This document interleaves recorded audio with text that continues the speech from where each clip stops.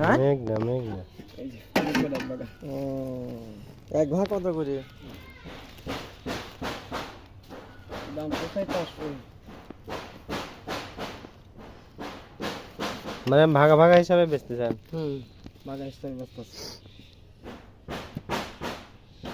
এদের খালি কাটা মনে হয়। না কাটা তো কমই থাকবে 12 বেশি বেশি নিবেন করে কত এই কটা? দাম তো সেই 500 দাম চাইছে 500। যদি নেন দাম বলতে পারেন 12 মাছ আছে